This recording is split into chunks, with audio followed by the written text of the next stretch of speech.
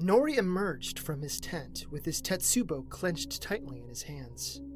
The entire dynamic of the grand illusion that Rayko had conjured had altered from one of tranquil elegance to outright tension.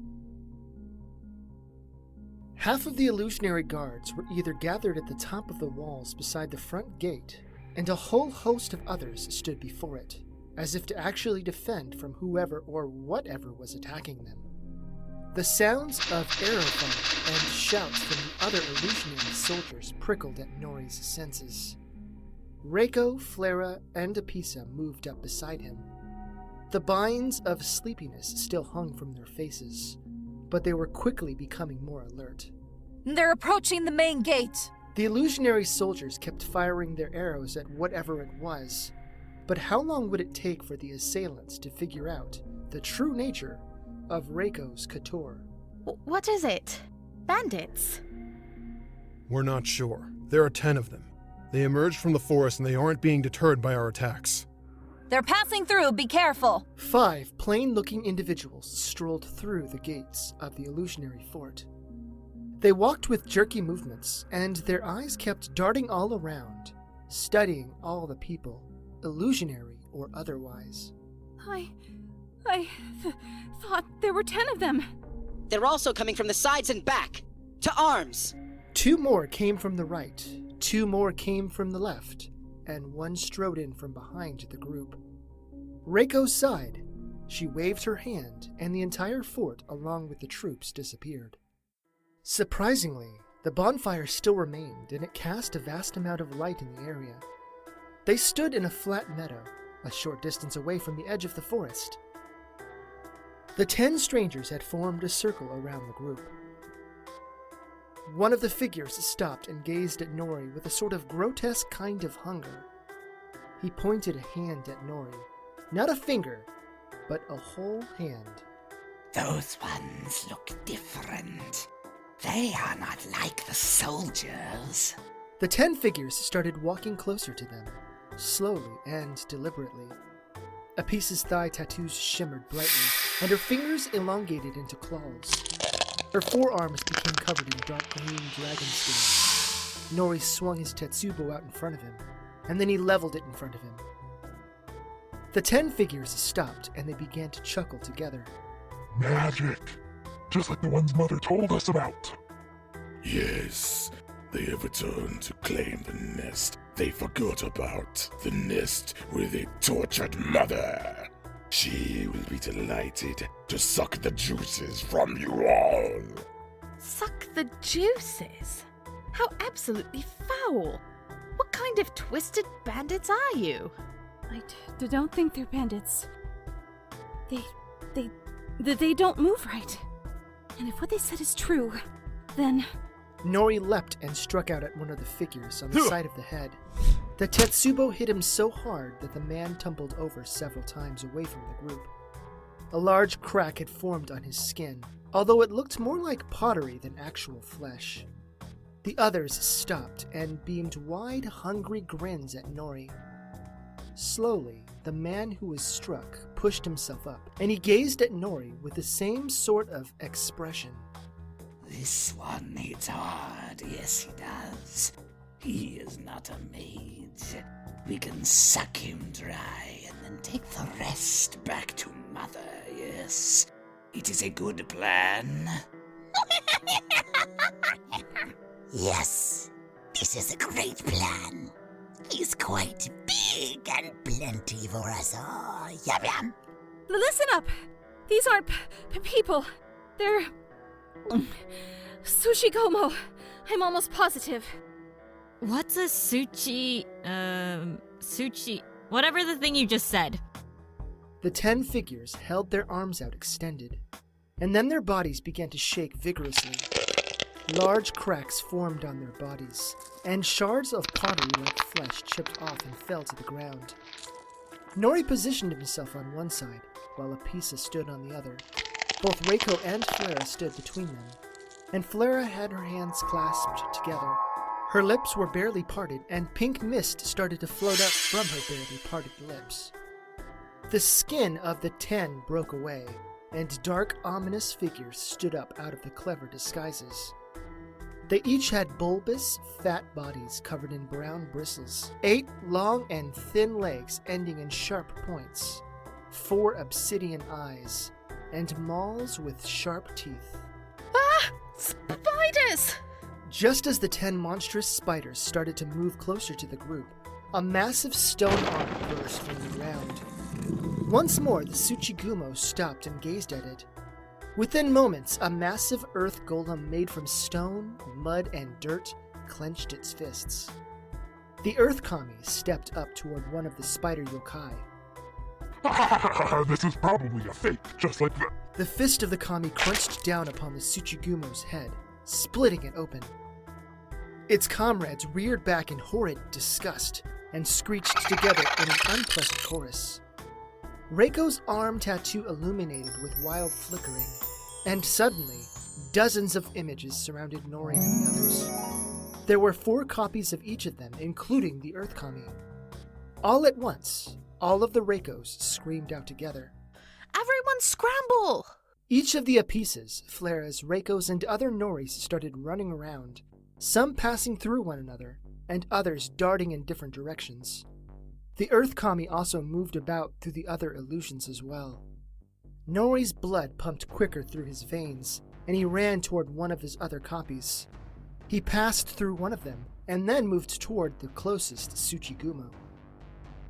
To his surprise, the other Noris also yelled out, and they also swung at the other Tsuchigumo. While the others missed, they still appeared as real as he was. All of the Apisas changed their forms, and their entire bodies became covered in a green scaled armor from head to toe. They still had their claws, and then they threw themselves at the spider monsters. Nori slapped one of the Tsuchigumo in the legs and knocked it to the ground. It opened its mouth to scream out, but then the fist of the Earth Kami crushed life from it. Nori pivoted and then ran toward one of the other Tsuchigumo to his right. One of the Apisas, presumably the real one, dug into one of the spider bodies, ripping out guts in handfuls. 2 nearby Tsuchigumo moved up to her, and they spat thick streams of webbing at her. The webbing snagged her arms, and that Apisa was pulled back. Before they could do anything more, Nori swung his Tetsubo at one of their bodies. The force of the blow sent the massive creature to the ground. It tried to rise, but Nori smashed its head a few seconds later. He turned back around and then stopped. 4 of the Apisas stood close together, all bound by webbing stretching from one singular Tsuchigumo. They moved in and out of one another as they zipped closer to the spider. It stared in horror, and yet it only watched the confusing display. Finally, it sent 2 of its front spear-like legs at one of the Apisas, only to have its attacks pass through one of the illusions. The real Apisa raked its claws against the monster's face several times. Other Tsuchigumo darted out of the way of the Earth Kami attacks, uncertain if they were real or fake. The Flaras kept running around, waving their hands and catching the eyes of the other Tsuchigumo. Somehow, 3 of the Flaras kept darting in the path of the Tsuchigumos who went for one of the Flaras, and yet the spiders didn't quite notice. Nori did, though. The other Noris managed to dodge the attacks of the Tsuchigumos long enough to allow for the real Nori, Apisa, and Earth Kami to smash, rend, or crush the spider monsters. One of the Raykos screamed out, and Nori turned his attention to one of them dozens of feet away. Rayko was on her back, and she crawled away from one of the Tsuchigumo, who kept stabbing at her. Its spear-like tips barely missed piercing the young mage. The other 3 Raykos looked directly at him, with pleading eyes. Nori ran as hard as he could, passing through multiple illusions of the others. His shoulder hit something solid, and one of the Flaras tumbled to the ground. Icy panic spasmed in him, and yet he couldn't look back. The Tsuchigumo had stabbed into Rayko's dress, pinning her to the ground through the fabric. Its other leg was raised high, while Rayko shielded her face and body. Nori slammed his body into the Tsuchigumo with all of his might, and they tumbled together in a massive heap. One of the Tsuchigumo's sharp legs stabbed into Nori's right thigh. A slight pain ignited in his senses, but he rammed his Tetsubo sideways into the monster's face multiple times, until it finally stopped moving. Nori pushed himself off of the Tsuchigumo and stepped toward the Rayko. As soon as he put his weight onto his leg, white-hot pain jolted up his nerves, and he stumbled for a moment. Rayko went to him, although tears were in her eyes. Her tattoo illuminated much like the other Raykos did. You are hurt. I'm sorry I got... No worries. We can handle it once the rest of these monsters are dead. Nori gritted his teeth and he threw himself into another Tsuchigumo who was looking at one of the Apisas. His Tetsubo caught it on the underside of its backside, and the force sent the monster into the air a little bit. While it didn't go up very high, it still crumpled on the ground before the Apisa. The Apisa didn't cleave it open, but she screamed angrily into the monster's face. Nori smacked it in the body several more times before it died. When the last Tsuchigumo died, the other illusions stopped.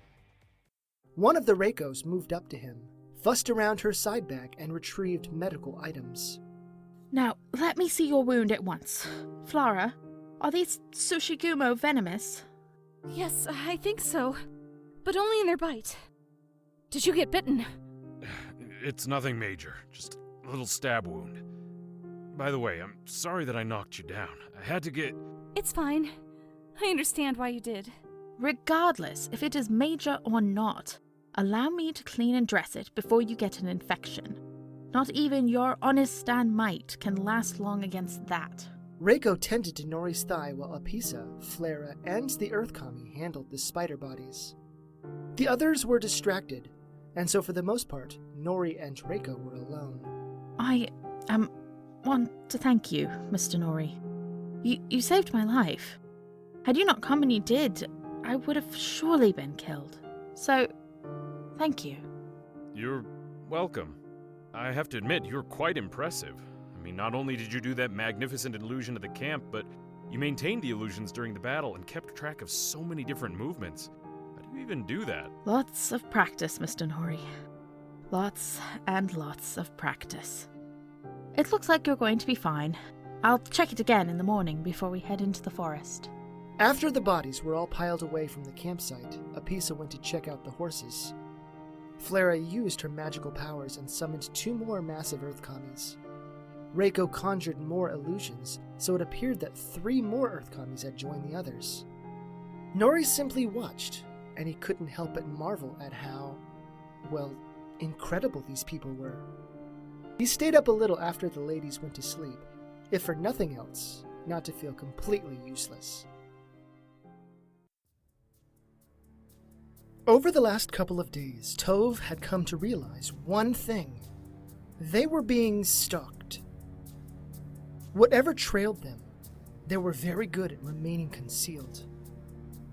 Ever since they had woken up to the ring of masks on posts, both Tove and Yurei had found themselves greeted with more and more odd signs from whatever lived in the woods. More than once, they had nearly died to a hidden and deadly trap lying in wait for them. Other times, they found the brutal remains of creatures laid out in ritualistic ways, left for them to find. During the night, Yurei and Tove maintained careful watches. To his relief, nothing attacked them directly. They were always concentrated clusters of paw prints surrounding their camp areas, or the traps themselves. They were close to the Sparkle Star lock, though. The gem pendant pulsated with stronger vibrations the further they traveled. When considered with the increased frequency of traps and signs, it only reinforced that idea. It was midday when Tove and Yurei emerged into a clearing. The trees had been cut away long ago, which left a splendid meadow within an expansive ring of the jungle. A single stone structure stood in the middle of the meadow. The wind blew around them, and a strange odor found its way into Tove's nose. It smelled like fur with varying degrees of acrid undertones, and nuanced traces of stronger, unpleasant fragrances. Yurei started to move into the meadow, but Tove stopped her. Hold on. We're not alone. We're not? Oh. Should we just fly over to the temple? A sudden rustling of the grass broke the uneasy silence, and then a dozen figures stood up from the grass. They were much larger than both Tove and Yurei, with two variant kinds of bodies. Some of the figures were more muscular and bulky, while some of the others were thinner and more limber. They were covered in fur, had pointed ears at the top of their heads, and whiskers extending from their cheeks. These creatures were bipedal and had anthropomorphized hands. Many of them carried crude spears and bows, but one of the figures had a staff in their hands. The staff was ornamented with carvings, pretty stones, and other such things. None of the creatures wore clothes, and they had variations of coloring. They also had tails that whipped about. Each of the creatures scowled at Tove and Yurei, and they held their weapons at the ready. Bows were knocked, arrows poised, and spears were pointed forward. The feline creature with the staff spoke with a kind, older, motherly tone. Little kittens should not be alone from their parents. Turn back and go back to where you came from. We are not kittens. I assume that you are the guardians for what lies within that temple. Ah, so you are the kitten-like slaves of the Forgotten Ones, then. We have been waiting for your kind to come for a long time. It has been foretold. The Forgotten Ones? Huh. They are the rightful masters of the world, who were betrayed by those they looked after. Tell me, what are you? I am quite curious. Why do you protect what lies within? Were you a part of the rebellion that dethroned our masters? We are the Nekomata. We have existed in this jungle for nearly 2,000 years. Our legends tell of a time when we were a plaything of one of the Forgotten Ones. During a great battle, we were freed, and so we joined forces against those who have subjugated us. As thanks for that generous act of freedom, we swore to protect that which lies within. Away with you, kitten slave. We do not wish to end your lives, but we will if we must. We're not kitten slaves. We are the Wren. We have our legends too. We're fighting to bring back harmony into this world. Get out of our way and we won't have to take your lives. A long silence lingered amidst the meadow, and the Nekomata simply studied both Tove and Yurei with grim focus. You are certainly feisty for one who is not armed. It is sad to see your people are still under the Forgotten One's heels. You were their favorite plaything, and the ones they used most savagely, so say our legends. Your legends are wrong!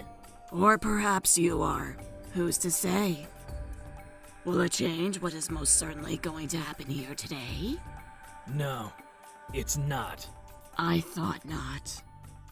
We are both slaves to our legends, our culture, and our duty. An arrow stabbed into Tove's shoulder, and white-hot pain danced up and down his nerves. He ducked as more arrows barely missed hitting him. Yurei ducked into the grass, summoned both her wings and her bow, and then took off into the air. Another arrow almost caught him in the eye. Tove summoned his energy sword and held it out in front of him. None of the spear-wielding Nekomata advanced on him. His gut gyrated with acid. Father! There are traps in the grass! Yurei soared above them and sent arrows down at the Nekomata, who deftly dodged her arrows, as well as shooting their own at her. Tove summoned his own wings and then flapped up into the air. He swiped his sword in front of him frantically, cutting arrows from the sky. But another arrow pierced his left foot. Yurei landed on top of the temple roof, and she started shooting arrows from the top of it. However, just as soon as she landed, spear-wielding Nekomata darted toward the temple. Tove cut the arrow shafts from his body and then swirled into the air to avoid being pegged with more arrows. From that height, 7 or so sharp pincer traps were laid on the ground, obscured from view. Had they charged, they would have clamped on his limbs for sure. Yurei had summoned her twin short swords, and she danced between the Nekomata warriors, all of which who tried to stab, claw, or grab her. Tove's heart thumped harder as he started to sail closer to his daughter. Multiple arrows blasted up past him, which caused him to stop. The cat wielding the staff simply stood in the grass and watched with passive frustration. She was obviously not a warrior, and yet she would not allow her people to face this alone. Tove dove for her, his sword held at the ready. One of the Nekomata barreled into him before he was able to get to the elder cat, and they collapsed into the grass. The sound of other Nekomata sprinting up to him caught his attention for only a moment, but it returned to the large, bulky cat, who now clawed into Tove's little body. His flesh ripped in large grooves, and he nearly blacked out due to the pain. Tove rammed the length of his sword through the Nekomata's chin, evaporating the life from the cat within seconds. He freed his sword and spun around in a circle to parry several spears that were intent on his back and sides. 4 Nekomata stood around him, while archers held their arrows at the ready. The staff-wielding Nekomata had moved off to the distance, and she stared at Tove with a great deal of uncertainty. Did the Nekomata legends speak of the Vren's latent magic weapons and wings? Maybe not. Tove dipped and dodged more of the spear points, and slashed at the Nekomata. One of the cats screamed out as its face had been cleaved open. Tove stepped back instinctively, and an arrow zipped past the tip of his nose. Another Nekomata, a slender creature with larger ears than the rest, tried to grab one of Tove's wings, perhaps to pin him in place. Tove merely spun around and used his wings to knock the legs out from underneath her. She fell to the grass, and Tove split open her cat's skull. He whirled to his right and then parried another flurry of spear thrusts. Yurei had managed to kill 2 of her attackers, but her face bled from a wound in the side of her face. A white-hot fury erupted in Tove's stomach, and he yelled out. The tactic surprised the Nekomata in front of him, and he slid his blade against its belly. He batted his wings, sailed over the grass toward one of the archers, and then cut both the bow and its wrists off in one foul swoop. Another arrow missed the top of his head, and he leapt up and flew up to the next archer. He beheaded the feline before he could draw another arrow. Another Nekomata charged Tove and toppled him to the ground. However, as the cat collided with him, Tove angled his sword so it impaled itself. When they landed, Tove's head landed right beside one of the traps. With a quick twist of its body, Tove forced the Nekomata's face right into the trap. The mouth of the trap crunched closed with a sickening squish. A Nekomata stood over Tove with a spear reared back. Before it could ram the spear into him, a magenta-colored arrow pierced the cat's eye. It fell back to the grass. Slowly, Tove got up and looked about. The cat with the staff and one other Nekomata stood on the other side of the meadow. A soured look had creased the Nekomata elder's face. Yurei stood alone on the temple roof with her bow held up and an arrow nocked. We should have brought more warriors. Yes, you should have. We shall be back shortly with more. Perhaps you'll stay long enough to dance with us some more, kitten slave. Your offer is tempting, but we'll be gone before you return. Our masters will be set free, and once more, the world will rejoice in harmony. The Nekomata will stand against you when conflict erupts. There were only a handful of us today, but the Nekomata are thousands strong. Do you think that thousands or even tens of thousands will matter when matched against gods and goddesses? They were taken down before because they were caught by surprise. This time, you will feel the full wrath of their fury. Silly little kitten slave, you are too blind to see what doom you are willingly trying to enact. You shall devastate the entire land with your ignorance. The only ones who will be devastated are those that stand against the Alicorni. Alicorni? So, the Forgotten Ones have names, do they? Well, you had better hurry up, kitten slave. I sent one of the others to fetch more of my people. You've wasted time talking to me. The 2 remaining Nekomata scampered off into the thick covering of the trees. Yurei landed beside Tove, a pained look on her face. Father! Are you alright? You're so... Do you need me to bandage anything? There is no time. We have to get in that temple and be gone before the Nekomata come back. Let's go, and be swift. A deceptively intoxicating sense of peace settled within Flara's insides. The forest had been such an ominous thing since it had been where the Tsuchigumo had come from the night before. Upon waking up that morning, Flara and her companions moved with a clunky sort of grim anticipation, for the fight with the spider yokai had been quite harrowing. Even Apisa and Nori, arguably the toughest of the four of them, appeared rattled. Apisa didn't joke about, nor was she smiling. Nori had the same sort of still seriousness Flara had come to expect from the Chutar. Rayko had to have been the most unsettled, and rightfully so. Bags were under her eyes, and she winced whenever she stared into the depths of the forest that morning. How was Flara feeling about the whole ordeal? Well, to be honest, she wasn't quite sure. Like the others, she was certainly bothered by the sudden emergence of the Tsuchigumo, and yet a precious prize waited somewhere in the darkest and deepest parts of the forest.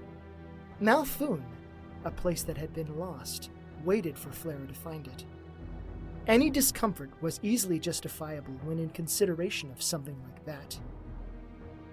They all had been nervous when they rode their horses into the woods. It was hard to find initially, but there was a sort of long-abandoned, grown-over pathway that winded through the trees. It was the most natural way to follow, so Nori led the way. Apisa rode at their rear, and Flara rode in the middle. Upon entering, a great and seemingly pleasant quiet fell around them. There were some background noises in the distance, birds chirping and hushed chittering of some kind. The bird noises were soothing, but the other noise was just strange enough to keep the group on edge. Somewhere in these woods, there would be something amazing. So, are you feeling any better this morning? I know that last night was pretty wretched. Yes, darling, it most certainly was that. However, we got through it, and we are much closer to finding Malfoon. I am as well as I can be, though if I am being completely honest, the sooner we are on our way home, the better I'll become. I'm sorry. It got us into another dangerous situation. It seems like I'm always the cause of us getting into trouble. Oh, don't say that. Yeah, last night could have been fatal, but it wasn't. We survived, and now we have an awesome story to tell. You make our lives way more interesting, and we appreciate that. Yes, Apisa is correct. We are certainly never bored with you. And also, it is not always you who leads us into trouble. Technically, Dr. Kausisti was my friend first, and you all came to know and care for her just as much as I did. If we're connecting blame for exciting events, then that escapade goes to me. Besides, if anyone gets credit for this adventure, it's Mr. Nori. He's the one who gave you the puzzle box that started this whole mess. I simply gave Miss Flara the puzzle box. She's the one who solved it. So rightly, the credit goes to both of us. Rayko and Apisa giggled into their hands, and so Flara did the same. Flara had not expected to ever carry on with Mr. Nori like this, but to be honest, it was actually quite nice. Nori was more than just a faceless, duty-driven Chutar who stalked in her shadow, protecting her from often danger-laced freedom. He was an interesting man, with layers that neither she nor her friends had the opportunity to fully witness yet. Agreed. We can both take the credit. I know it's been difficult, but I am glad we came. I just know something amazing is in Malfoon. Something that could very well change the whole world. So, what kind of place was this Malfoon anyway? I remember that one of the spiders mentioned that they maybe came from there or something. It was quite unclear. Well, according to university records, Malfoon was a satellite research facility where top scholars went to study, well, darker subject matter. And when you say darker subject matter, what do you mean? No one really knows for sure. That is the major secret lost to the ages. Some scholars think they researched forbidden lore or conducted crazy experiments on people.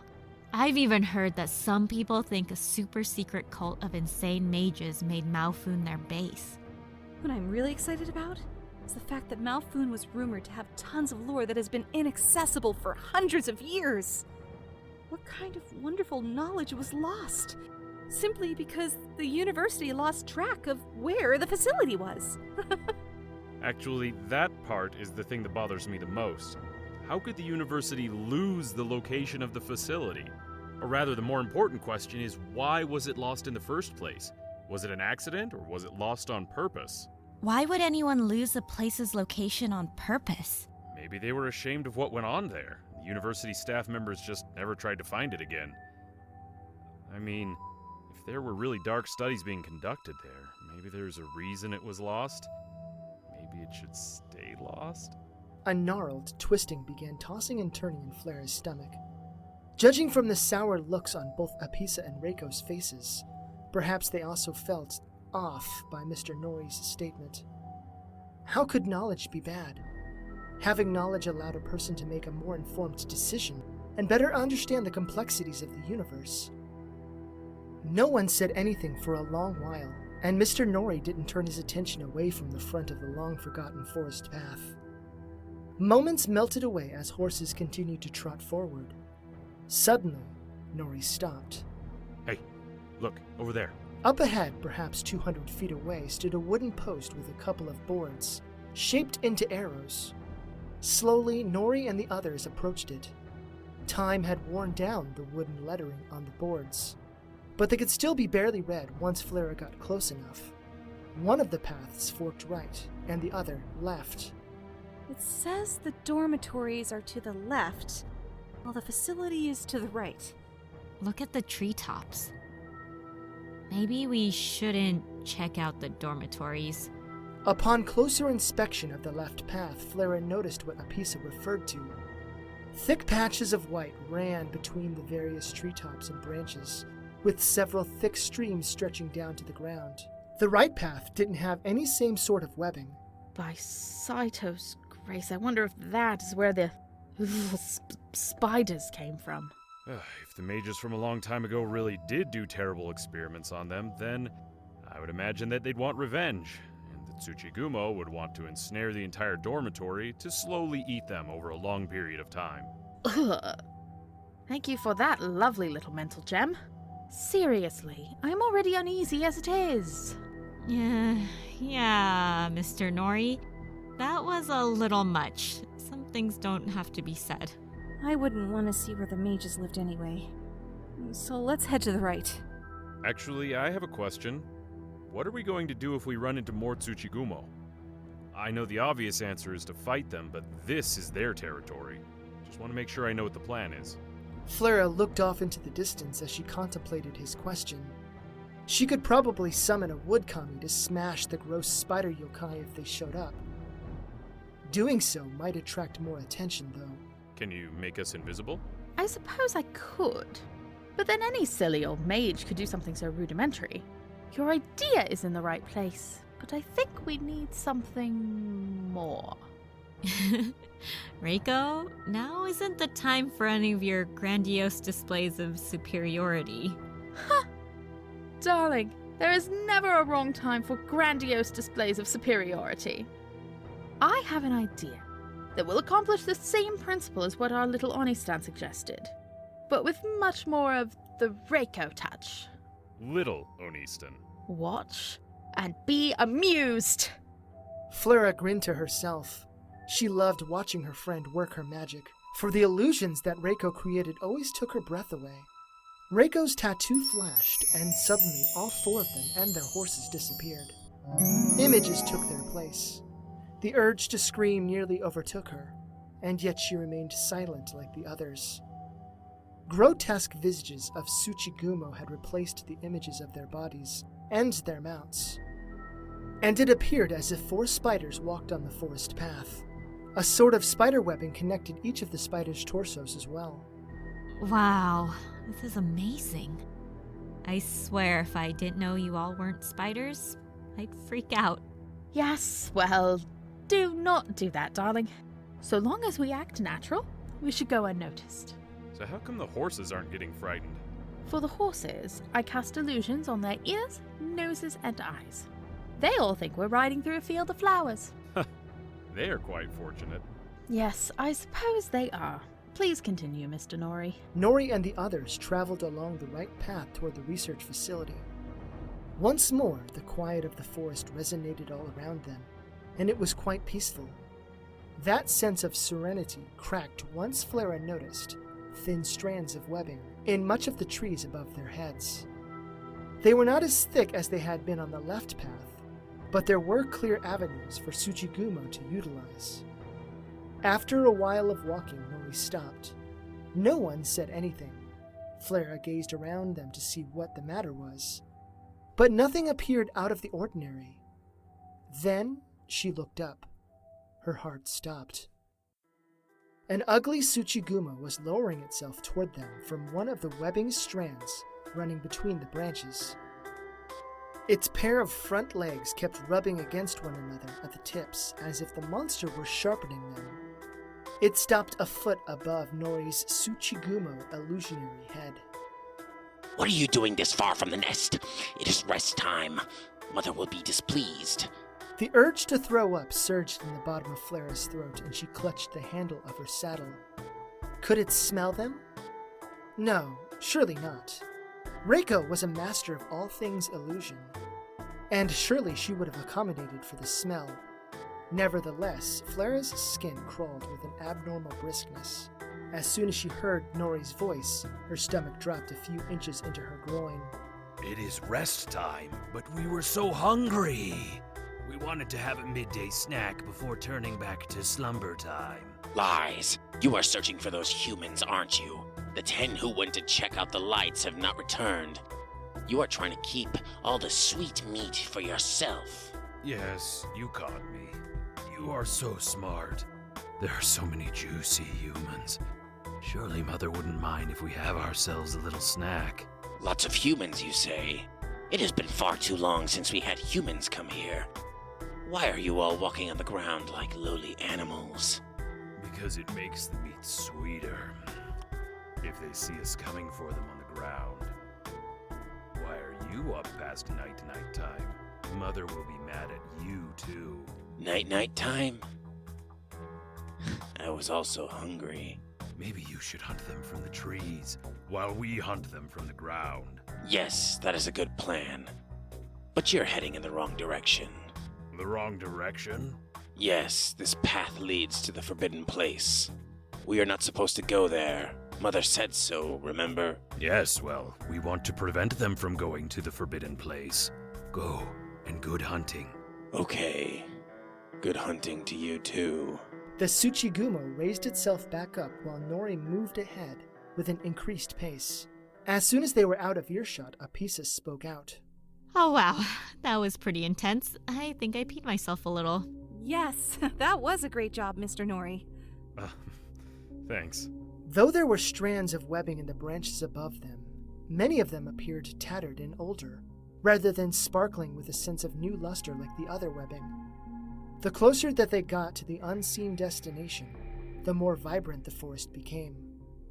More birds chirped in this part of the forest, but they stopped when Flara and the group walked past them. To the other animals, the 4 of them really did look like terrors of the forest. Eventually, Nori stopped. Look over there, a gateway. We've almost made it. Up ahead, an old wooden gateway stood over the path, and beyond it was a clearing with barely visible wooden buildings. A wild sense of delight flowered in Flara's heart, but it died a moment later. A massive black Tsuchigumo, roughly the size of a house, crawled out from behind some of the branches and leaves, and it positioned itself on the top of the gateway. 4 bulbous eyes glared down at the group. It had a gigantic body, with a smaller head and 8 thick legs that had deadly points at the ends. Smaller, more normal-sized Tsuchigumo emerged from the branches and decorated the trees around Flara and her friends, like macabre ornaments. There had to have been hundreds of spiders. What do we have here? Human trickery to fool us? How dare they take on our perfect visages? How dare they? In response, the other Tsuchigumo screeched and gnashed their front legs together. The 4 illusionary spiders huddled together, There are so many of them. How are we going to get out of this one? Nori and I can only keep so many back. Yes, darlings. Any bright ideas would be much appreciated. Show us your real forms, little creeps. Show us what you really are before we eat you. This forest belongs to the Tsuchigumo. Flara removed a scroll from her bag, as well as some flint. She cast one mournful look to the scroll before she sent sparks on it. As soon as it had caught flame, she took the other end of the scroll and held it above her. Rayko, lower the illusion when I say. Yes. Just say the word. Flara fed magic into the tattoo on her back, between her shoulder blades. The six-pointed star main tattoo flashed brightly. That much she knew. Several of the smaller star tattoos flared to life and radiated with magical power. She spread open her lips and fed out her mana as it came out in the form of hot pink mist. To her understanding, no other kami summoner offered magic in the same way that she did. Flara had a good idea of why, but that part didn't matter at the moment. A sudden red sphere of energy appeared within the fire and it floated out in front of Flara. It took on the shape of a kami, with a torso, arms, a head, and a ghosty tail. You called me, Summoner? Yes, please. Can you help us by dealing with the Tsushigomo that are surrounding us? Sure. Your offering is sufficient, so I will come to your aid. The fire kami dove back into the fire and became one with it. Now! The illusions fell away and the giant Tsuchigumo hissed. Humans. So you'll finally come back to reclaim your place of power. Ha! I think not. We will suck all your juices out. No, you won't! She held up the burning scroll above her head. Everyone and every Tsuchigumo regarded it for a second, unsure of what they were seeing, no doubt. The fire began expanding, and a huge form of a fire monster rose from the modest little flame. It had massive arms, a sickening smile full of sharp teeth, and eyes like suns. It cackled as it reached its hands out toward the waves of spiders in the trees. Jets of flames burst forth and covered both the trees and the Tsuchigumo. The large one screamed but watched in horror as the fires quickly spread. My baby's my home? Damn you, mages! You have stolen everything from me again! The fire kami leapt from Flara's torch and onto the massive burning treetops, and then it leapt again on top of the giant Tsuchigumo. Go! While they're distracted! Flara and the others rode forward, right under the gate with a burning spider on top of it, and into the perimeter of the research facility. Flara looked back only once to see the fire kami, who smothered the massive Tsuchigumo. She turned her attention forward to the collection of the buildings before her. This was it. This was Malfoon. Tove and Yurei flew in through the entrances of the temple. Various kinds of stone tiles lined the floor, but noticeable holes covered the walls. For someone who couldn't fly, this sort of last defense would have been exceptional. Lucky for them, they could fly. Pain rocked Tove's senses, and his blood splattered against the tiles as they flew over them. He couldn't afford to stop now, not with the threat of another wave of the vicious Nekomata potentially coming at them at any moment. Yurei kept switching her gazes from the distant doorway to Tove. Could she see his unease and massive discomfort? Perhaps so. They passed through another doorway and came to a small antechamber. Resting on the middle of a circular raised platform, on an altar at the far end, was the piece of the Sparkle Star lock. Tove and Yurei flapped their wings, but they dared not land on the floor. I have an idea. I'm sure that these humans booby-trapped the floors or altar or did something else to protect the Sparkle Star lock. So, what is your plan, Squirt? First, we swoop in and then twist around so our feet hit the back wall. Then, we kick off the wall and fly back down towards the door there. As we fly over the altar, we grab the piece and then get out before anything bad happens to us. What do you think? That sounds like a great plan. You grab it, okay? On 3. Okay? 3! Just as she had described it, Tove and Yurei flew toward the back wall, just beyond the altar. As they got close, they flipped their bodies around so that their feet would press against the solidness of the wall. Once their feet touched, they both kicked out with incredible force. As soon as Yurei grabbed the Sparkle Star lockpiece, the circular raised platform started to sink. The temple began to rumble. A wide smirk creased Yurei's face as she flapped her wings to speed up. Tove matched her stride. A massive slab started to swiftly fall in front of the only exit, but both Yurei and Tove slipped under the door before it closed. They were in the hallway, and as soon as the door closed fully, waves of sharp darts started shooting from the holes closest to the door. The wave rapidly closed in on Tove's heels, which only caused him to fly faster. Yurei made it out of the temple first. Bank to the left! Unable to see what caused her distress, Tove veered to the left and sailed past a hail of arrows. They zipped through the very spot that he would have flown through. Tove climbed higher into the sky and arched around other arrows, all the while looking at the dozens and dozens of armed Nekomata. Many of them had bows, and they still sent their arrows toward him. He managed to reunite with Yurei as they passed well beyond the reach of their weapons. We did it! We got another one! Yes. And only 2 more to find.